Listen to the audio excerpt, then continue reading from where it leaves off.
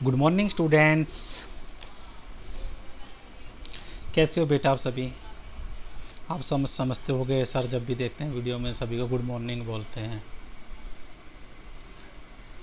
तो ये बेटा आप सभी का सम्मान है। हम जब भी क्लास में आते हैं आप देखते हैं, मैं जब भी हम आते हैं तो हम क्या कहते हैं? गुड मॉर्निंग कहते हैं ना। तो पूछते हैं हम हाउ आर यू, आप लोग क्या बोलते हो बेटा? Sir fine. फिर हमने क्या बोला? But what's about you? तो आप लोग कहते हैं आप आल्सो फाइन।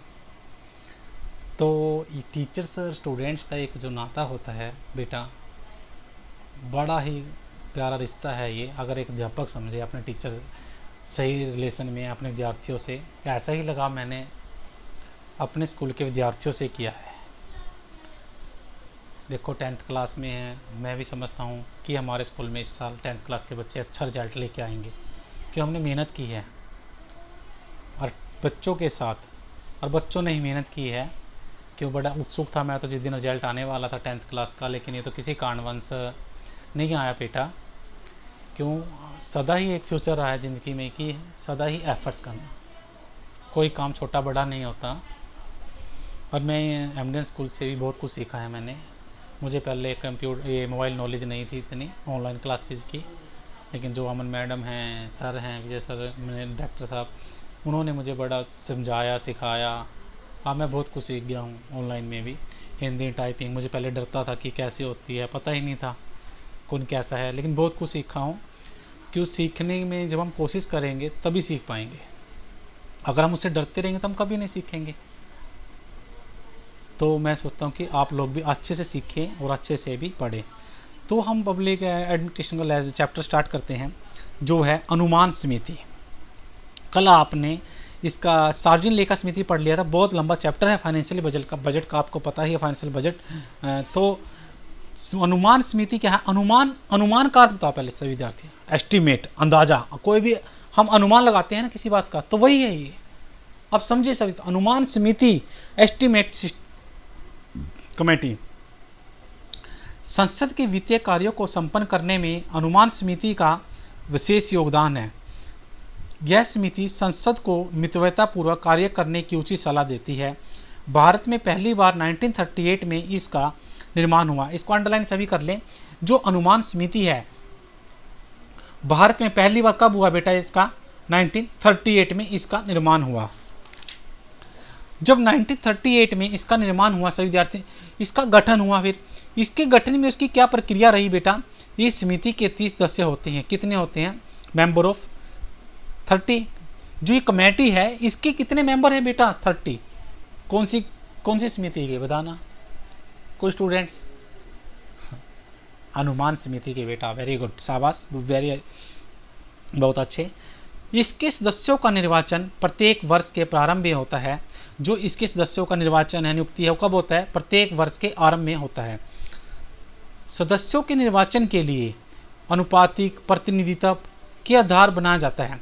जब हम निर्वाचन को नियुक्त करते हैं उनके लिए अनुपात के अनुसार एक प्रतिनिधित्व को भी आधार किया जाता है। लोकसभा अध्यक्ष इसके सदस्यों के बीच में इस समिति का एक अध्यक्ष नियुक्त करता है। यदि समिति के सदस्यों में लोकसभा का उपाध्यक्ष भी हो, तब वह स्वयं इस समिति का अध्यक्ष हो जाएगा। मितव्ययता के लिए जो सुझाव हैं, यह समिति संसद को, जो ये समिति है बेटा, मितव्ययता का सुझाव देना, सुजेशन होता है इकोनॉमिक आर्थिक को, तो वो क्या, यह समिति संसद को इस बात के लिए महत्वपूर्ण सुझाव तो देती है, लेकिन प्रस्तुत भी करती है क्या, कि इस प्रक्रिया में अधिक से अधिक धन बच सकता है। क्वेश्चन आता है 1 नंबर का कि कौन सी समिति ऐसी है जिसमें अधिक से अधिक धन बच सकता है? एनी स्टूडेंट्स, कौन सी है बेटा? अनुमान समिति। कौन सी समिति? अनुमान समिति एक ऐसी समिति है जिसमें अधिक से अधिक धन बच सकता है। अब 1 नंबर का क्वेश्चन पूछा जाता है।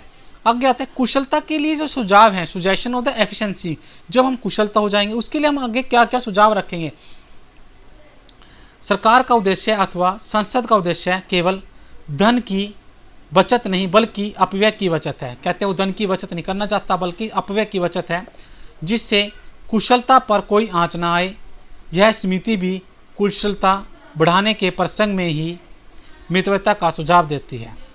जो प्रशासकीय कार्यों में लगे धन की उपयोगिता की जांच, जब प्रशासकीय कार्य करते हैं और हमें उसकी उपयोगिता की जांच कैसे करनी चाहिए बेटा, यह समिति इस बात का विशेष ध्यान रखती है कि सरकार जिन प्रशासनिक कार्यों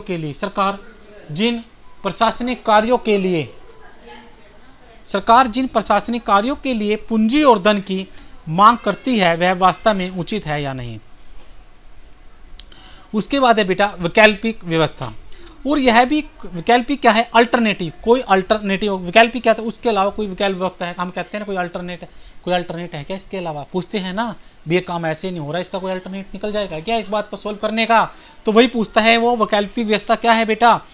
यह सभी कुशलता और मितव्ययता को एक दूसरे से पृथक नहीं करती, अर्थात एक दूसरे से अलग नहीं करती, इसलिए महत्वपूर्ण स्थिति में यह वैकल्पिक प्रक्रिया और व्यवस्था का सुझाव देती है, जिसको अपनाने से किसी प्रकार से भी कठिनाई उपस्थित नहीं होगी। प्रतिवेदन प्रस्तुत करना क्या है, प्रतिवेदन टू रिपोर्ट देना।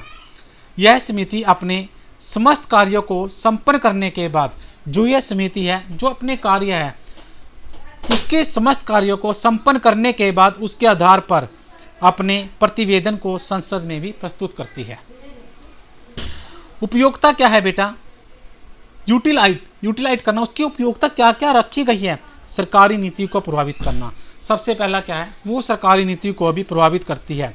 यह समिति सरकार की वित्तीय निधि को इस प्रकार प्रभावित करती है, इस प्रसंग से प्रभावित करती है कि वह शासन को ऐसी प्रक्रिया अपनाने की सलाह दे, जो प्रशासन या शासन है वो ऐसी प्रक्रिया अपनाए या सलाह दे कि जिसने शासन ने न अपनाया हो।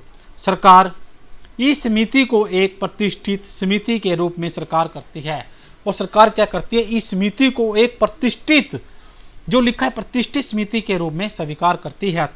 उसके निष्कर्षों में वह दिशा प्राप्त करती है, जो उसके निष्कर्ष दिए गए हैं वो उसके लिए भी दिशा का।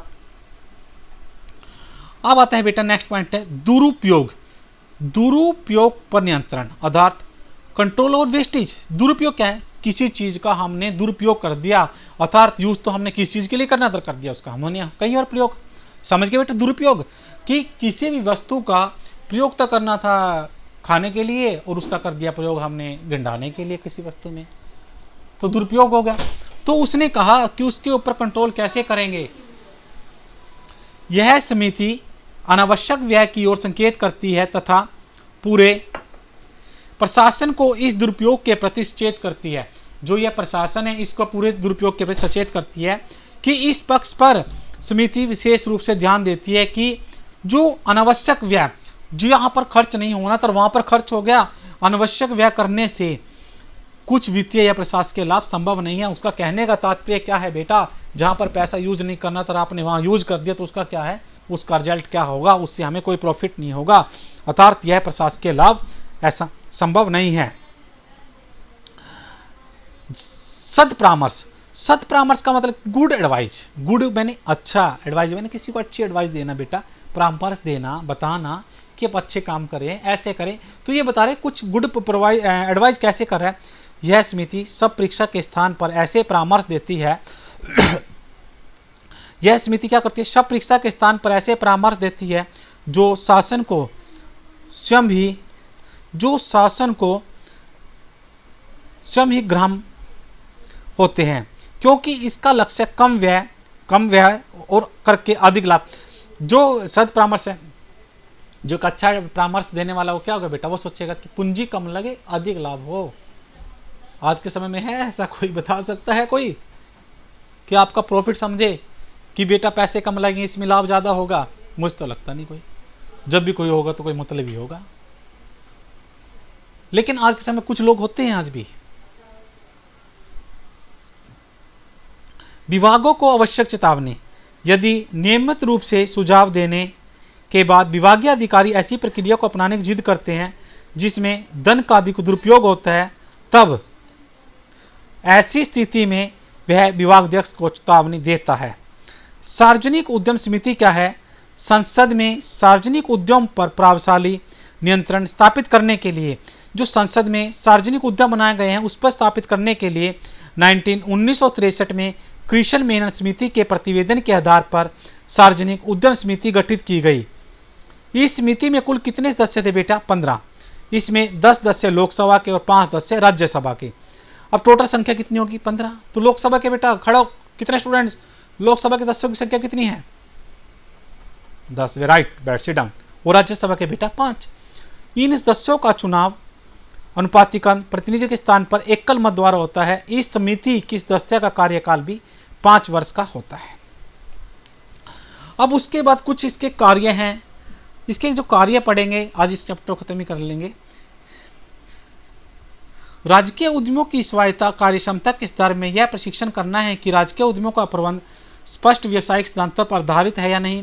राजकीय उद्यमों के प्रतिवेदनों और लेखा का प्रशिक्षण करना। राजकीय उद्यमों पर नियंत्रण और महालेखा प्रशिक्षक द्वारा प्रस्तावित प्रतिवेदनों का प्रशिक्षण करना। सरकारी उद्यमों के विषय में लोक लेखा समिति, अनुमान समिति के कार्यों का प्रशिक्षण करना। अब आता है कुरुक्षेत्र में समिति कार्य के उद्यम। दामोदर घाटी निगम, भारतीय उद्योग के साथ है बेटा भारतीय हवाई कंपनी, अंतर्राष्ट्रीय भारतीय हवाई कंपनी, केंद्रीय भंडार निगम, जीवन निगम निगम, तेल प्राकृतिक गैस निगम, नागरिक वायुयान, भारतीय इलेक्ट्रॉनिक्स, गार्डन रिच वर्कशॉप। जो ये सभी हैं ये इसके कार्य हैं। Thank you, have a good day बेटा।